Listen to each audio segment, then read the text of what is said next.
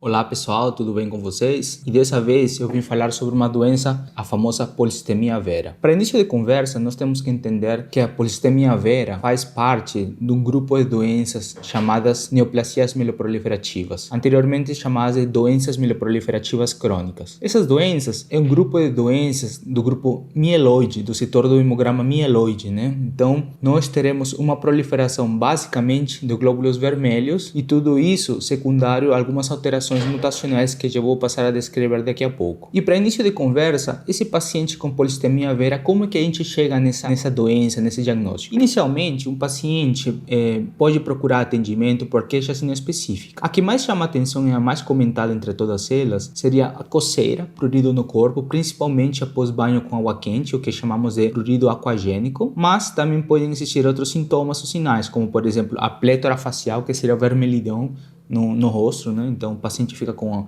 a face toda vermelha. Podem ter alterações, distúrbios visuais, devido a que o sangue fica muito grosso. Então temos um paciente que pode queixar de tontura, dor de cabeça, cefaleia, distúrbios visuais. Algumas vezes podem ter comprometimento do sistema cardiopulmonar, então podemos ter pacientes com falta de ar, sensação de cansaço e também, às vezes, o quadro abre com um quadro de trombose. Então, todos esses são sintomas inespecíficos que levariam a que o paciente procure alguma consulta, atendimento, e é ali que nós identificaremos algumas alterações, principalmente no hemograma. Beleza, e o que vai chamar mais atenção, né? Qual vai ser o achado do hemograma que nos levará a pensar nessa doença? Bom, a doença se caracteriza basicamente por um aumento do setor eritroide, dos glóbulos vermelhos. Então, o primeiro achado que nós encontraremos no hemograma vai ser um aumento da hemoglobina. Como nós sabemos, a hemoglobina corresponde àquele pigmento, àquela substância que fica dentro das células vermelhas, dos glóbulos vermelhos, que vai ser a responsável pelo transporte do oxigênio. Então, para nós ficarmos atentos sempre em observar pacientes com alguma queixa específica, sempre os valores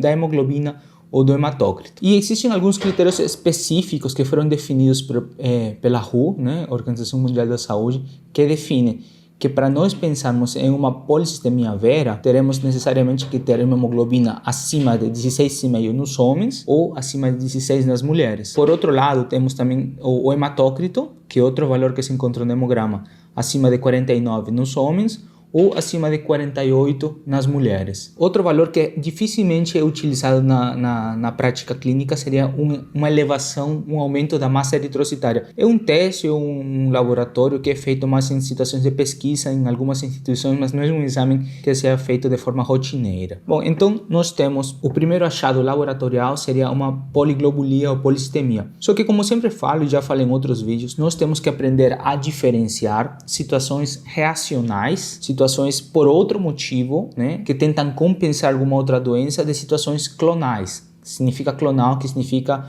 que vem do próprio origem da própria célula mieloide, do próprio progenitor hematopoético. Então é uma doença propriamente do sangue. Como eu sempre falo para os pacientes, temos que diferenciar uma doença, um tipo de câncer que já nasceu no sangue, ou uma doença que não é câncer e que significa é uma resposta compensatória a alguma outra doença. Então, primeiro, isso aí é uma avaliação que geralmente quem faz é o clínico, mas às vezes também chega para a nossa consulta para iniciarmos essa investigação. Por quê? Como eu mencionei inicialmente, os glóbulos vermelhos, a hemoglobina, é um componente do sangue que faz basicamente o papel de transporte. A hemoglobina vai ser a substância que vai permitir que nós consigamos distribuir de forma adequada oxigênio para os tecidos. Então pensa comigo, se o paciente está numa situação X, qualquer uma, na qual o oxigênio está chegando em pouca quantidade, o nosso próprio organismo vai ter um sistema de retroalimentação que vai emitir um sinal para que aumente a produção de hemácias. Com qual é a finalidade, qual é o intuito daquilo? Nós precisamos de mais transporte, então aumentamos a massa de eritrócitos, o número de hemácias, para que o oxigênio seja distribuído de forma muito mais rápida. Então, situações nas quais temos algum problema do tipo respiratório, pulmonar, algum problema cardíaco, algum problema a nível dos rins, vai fazer com que o nosso organismo produza uma substância, um hormônio chamado eritropoetina. Essa substância faz com que estimule a medula óssea a produzir um número aumentado de glóbulos vermelhos, de hemácias. A primeira avaliação inicial de um paciente, qualquer um que chega no consultório com um aumento de hemoglobina, será dosar a eritropoetina. Por quê? Quero que vocês entendam a lógica disso. um paciente que tem uma doença primariamente do sangue, que produz glóbulos vermelhos porque tem uma mutação, ela não está recebendo o estímulo da eritropoetina. Então, como já tem muito glóbulo vermelho circulante, não precisa de eritropoetina. Então, os valores de eritropoetina devem estar baixos. Por outro lado, se nosso organismo está pensando, está sentindo que está faltando oxigênio, então ele vai enviar um sinal para os rins para começar a secretar mais eritropoetina, com a finalidade que a eritropoetina vai na medula óssea e começa a produzir mais hemácias para poder fornecer maior oxigênio. Então, esse vai ser um primeiro teste, um divisor de águas, que nos vai poder ajudar a determinar esse quadro é secundário. Se é secundário, provavelmente nós teremos eritropoetina aumentada. O é primário, significa que há algum problema, algum transtorno no sangue, então a eritropoetina deve estar baixa, porque a gente não precisa de eritropoetina para produzir mais hemácias nesse caso. Eu tenho uma tabela aqui, eu vou ler para vocês algumas situações nas quais nós teremos alterações secundárias, né, ou doenças que produzem aumento da hemoglobina. Por exemplo, temos problemas, como mencionei, problemas cardiopulmonares, transtornos do sono, né? A apneia obstrutiva do sono pode causar aumento de número de hemácias da hemoglobina. As pessoas que moram em grandes altitudes, né? Pessoas que moram na montanha, nos Andes, por conta de que o oxigênio está em menor concentração lá em cima, o organismo tem que produzir mais hemácias para que maior número de hemácias consigam captar esse oxigênio e consigam distribuir de uma forma mais adequada. Né? Pacientes tabagistas também podem vir a apresentar valores aumentados de hemoglobina, quase que o mesmo mecanismo. Ou pacientes, hoje em dia é muito frequente, pacientes homens utilizar algum tipo de reposição hormonal, testosterona, por exemplo, e isso também vai levar a um aumento na produção de hemoglobina. Outra coisa que também pode aumentar falsamente o hematócrito é a desidratação. Então, pacientes que usam diurético, furosemida, podem vir a apresentar um hematócrito muito elevado. Então, aí é importante que nós façamos uma avaliação completa da história clínica, façamos um exame físico adequado e entender mais ou menos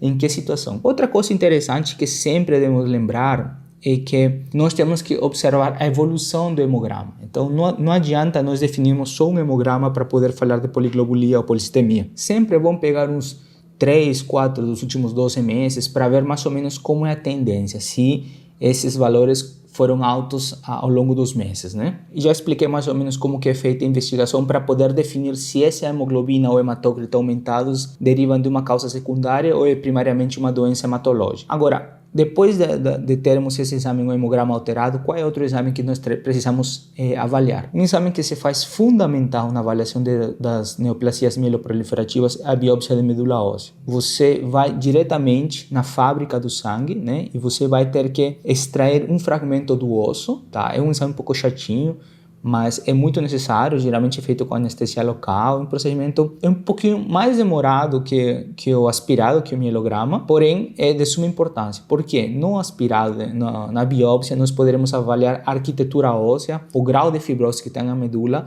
e também os progenitores, que significaria as formas mais jovens, tanto dos glóbulos vermelhos, dos leucócitos e das plaquetas, que nesse caso seriam os megas, né, os megacariócitos, e a partir dali nós poderemos avaliar o grau de maturação, o grau de proliferação, se é uma medula que está altamente proliferativa. Então, assim poderemos avaliar certos critérios, certas características e reforçar ou fortalecer nossa hipótese de polistemia vera. E finalmente, temos um marcador que é feito através de biologia molecular, que é feito aqui no sangue periférico, que é o famoso JAK2, e temos dois tipos, né? O JAK2 V617F, que é o mais frequente, está em torno de 96% dos casos, e temos um outro tipo de JAK, o exon 12, que se encontra em torno de 3% dos pacientes. Então, aí teremos a tríade que vai definir o diagnóstico: alteração do hemograma, hemoglobina e hematócrito, a biópsia de medula, a biologia molecular, que seria a identificação do JAK2 mutado. Como sempre comento, essas doenças são doenças que se apresentam principalmente em pacientes mais idosos, né, acima de 50, 60 anos. E a partir dali existem alguns levantamentos, né, principalmente a Clínica Mayo, por exemplo, nos Estados Unidos, que ele fez um levantamento em vários pacientes e ele observou a tendência para uma transformação leucêmica, a tendência para a transformação fibrótica e a sobrevida desses pacientes. Então, eles definiram que em pacientes com acima de 60 anos de idade, a sobrevida média desses pacientes é em torno de 24 anos. E nos pacientes que têm menos de 60 anos, essa sobrevida vai para 14 anos. Por outro lado, o risco de transformação para leucemia, que é um risco que esses pacientes têm ao longo de 20 anos, é menos que 10%. Isso significa que se você pegar um grupo de pacientes e seguir eles por 20 anos, menos de 10% dos pacientes terá uma evolução para leucemia. Então, uma doença, como vocês veem, tem um comportamento relativamente tranquilo, né? Então, não é aquelas leucemias agudas, não é a mielofibrose, que é uma doença um pouco mais chatinha de tratar. Então, a polissemia vera é uma doença que evolui ao longo de décadas e a transformação leucêmica acontece, porém, acontece em um número reduzido dos pacientes. E quando nós estamos diante de um paciente que foi diagnosticado com polissemia vera, nós devemos classificar esse paciente perante o risco de trombose. O principal problema desses pacientes é que os pacientes, principalmente que têm a mutação, né, o JAK2, têm um risco aumentado de trombose. Então, nós temos que definir os pacientes em riscos. Anteriormente, em uns artigos de revisão, que um dos principais autores sobre essas doenças, o Teferi, ele acostumava dividir a polissemia vera em 4 grupos: muito baixo risco, intermediário e alto risco. Hoje em dia, segundo a última atualização que ele publicou, ele divide em 2 grupos: pacientes com baixo risco e pacientes com alto risco. Os pacientes que têm alto risco seriam aqueles pacientes que já tiveram um evento trombótico ou aqueles pacientes que têm 60 anos ou mais. Já os pacientes de baixo risco seriam os pacientes que não têm nenhum desses fatores. E a partir dessa estratificação daquele risco, serão definidos alguns tipos de tratamento, certo? Bom, e o que acontece? O tratamento para os pacientes de baixo risco é relativamente tranquilo. Para início de conversa, tanto paciente com alto risco e pacientes com baixo risco, os dois ganham AS, ácido acetil salicílico, em baixa dosagem, de forma contínua, salvo eles tenham alguma contraindicação, por exemplo, doença ulceropéptica, alguma coisa do tipo. Eles vão ter que tomar o AS de forma contínua, uma dose baixa, com o intuito de diminuir o risco de eventos trombóticos. E nos pacientes que têm baixo risco, a ideia é que o hematócrito, né, caia, porque geralmente o hematócrito normal está em torno de 40, 45. Os pacientes com polissemia vera costumam ter um hematócrito muito elevado, acima de 50, 53, 55, e quero que vocês entendam, o hematócrito é como se fosse o grau de sangue grosso, assim, quão grosso está o sangue no corpo. Então, para nós controlarmos essa situação, precisamos tirar sangue do organismo. O organismo está sendo produzido toda hora, todo dia, né? A ideia é que nós submetemos ao paciente as famosas sangrias. As sangrias, o nome técnico seria flebotomia, basicamente tirar uma bolsa de sangue do paciente, como são pacientes adultos, é mais ou menos um volume padrão 400 ml, e a frequência desse procedimento vai depender muito da resposta do paciente. Pode ser uma vez por semana, uma vez a cada 10 dias, uma vez a cada 2 semanas, enfim, a gente vai testando com cada paciente. O intuito das sangrias é que nós consigamos manter o paciente com o hematócrito abaixo de 45. Foram feitos estudos anteriormente e se compararam pacientes que tiveram um hematócrito entre 45 e 50 e pacientes que tiveram um hematócrito abaixo de 45. E se viu que o risco de eventos trombóticos cai mais, é menor nos pacientes que têm um hematócrito abaixo de 45. Para pacientes de baixo risco, AS e sangrias até atingirmos um hematócrito abaixo de 45. Já os pacientes que têm alto risco, são aqueles pacientes que têm mais de 60 anos ou que tiveram já um evento trombótico, além do AS, nós teremos que associar um outro medicamento, que seria a famosa hidroxiureia, tá? A hidroxiureia é um medicamento citorredutor, que o que faz é diminuir a produção de hemácias. Ele vai produzir de forma geral as células sanguíneas, porém vai ter um impacto maior naquelas células que se proliferam em maior número. No caso, seriam as hemácias. Geralmente, nós começamos com 2 comprimidos novamente. Isso vai depender muito de cada paciente, não tem uma dose padrão para todo mundo. Então, você começa com um comprimido de 500 miligramas e você vai observando a resposta. Geralmente, você avalia depois de 3, 4 semanas e você vai tateando. Às vezes, o paciente precisa tomar 2 comprimidos todo dia, o paciente precisa tomar 2 ou 3 intercalados. Tem paciente que precisa tomar 3, dias, comprimir todo dia, enfim, isso aí você vai sentindo ao longo das semanas e conforme você vai avaliando o paciente com certa periodicidade. Sempre devemos lembrar e tomar em consideração que a hidroxiureia, por ser um medicamento que diminui a produção das células, ele pode ter efeitos tóxicos na medula. Então sempre devemos observar se está desenvolvendo neutropenia ou está levando para uma anemia intensa. Plaquetas também podem começar a cair. Não é uma coisa tão frequente, mas sim acontece. Outra coisa que muitas vezes acontece nos pacientes que tomam hidroxiureia é que as unhas ficam de uma cor mais escura ou às vezes podem surgir úlceras nos membros inferiores, na região do tornozelo. Então isso é uma indicação para você parar a hidroxiureia até ela começar a reduzir, a cicatrizar e fechar. Depois você pode tentar reiniciar o medicamento uma dose menor, uma dose mais baixa, e ir sentindo como vai. Se o paciente ficar sem hidroxiureia por algum motivo durante esse período, sim, podemos novamente voltar a fazer as sangrias. A ideia é sempre manter o hematócrito abaixo de 45, ou seja, com sangrias